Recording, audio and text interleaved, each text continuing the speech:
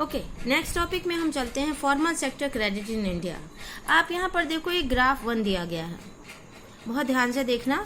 इसमें है source of credit as per 1000 of rural household in India in 2012। मतलब 1000 व्यक्तियों में कितने % लोग किस किस सेक्टर से जाकर के लोन लेते हैं हमारे ग्रामीण क्षेत्रों में। आप यहाँ देखो, केवल 1% गवर्नमेंट के पास जाते हैं, 25% जो है कोऑपरेटिव सोसाइटी जो होती हैं उनसे लोन लेते हैं।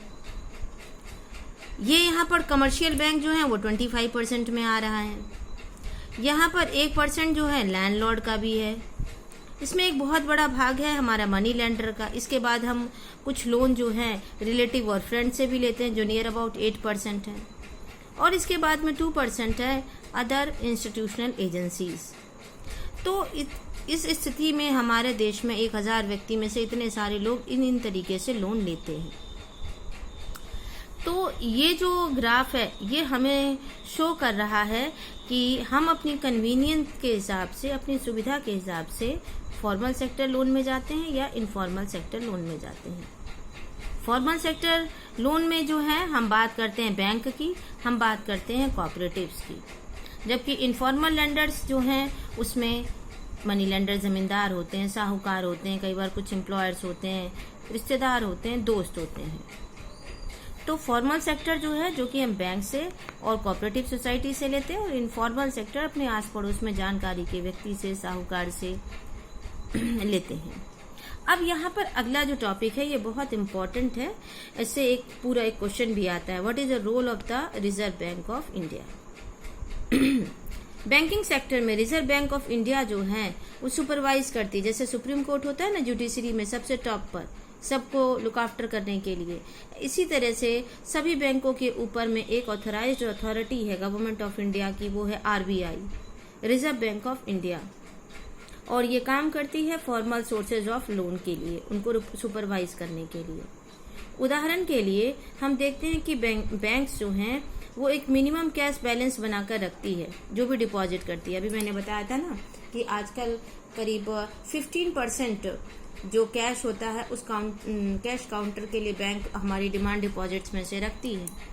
RBI इसी को ध्यान करती है कि बैंक एक्चुअली कैश बैलेंस रखते हैं कि नहीं। पता चला जब पैसे जमा करके चले गए, अगली बार जब डिमांड की, सर हमारे पास में पैसे नहीं है, सर हमारे पास में पैसे नहीं है, तो ये क्या करेगा, ये कंज्यूमर को परेशान करने की बात है जो कि RBI नहीं चाहती है। तो RBI जो है वो ये निगरानी करती है कि बैंक जो हैं जो लोन दे रहे हैं लोगों को केवल अपने प्रॉफिट मेकिंग बिजनेस के रूप में ना करें, केवल वो बड़े बड़े बिजनेसमैन को ना दें जो अपने प्रॉफिट के लिए लेने जाते हैं, ट्रेडर्स को ही ना दें। मतलब कि बैंक कहीं सभी महत्वपूर्ण इम्पोर्टेंट रिच पर्सन को ही लोन ना दे दे, स्मॉल कल्टीवेटर्स को भी दे, छोटे इंडस्ट्री वालों को भी दे, छोटे छोटे बोरोवर्स को भी दे।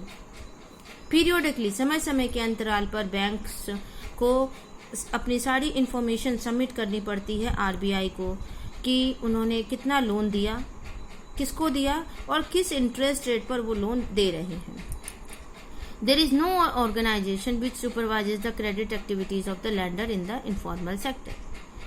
लेकिन हम दूसरी तरफ देखें तो इनफॉर्मल सेक्टर में कोई नहीं है जो ये निगरानी करे।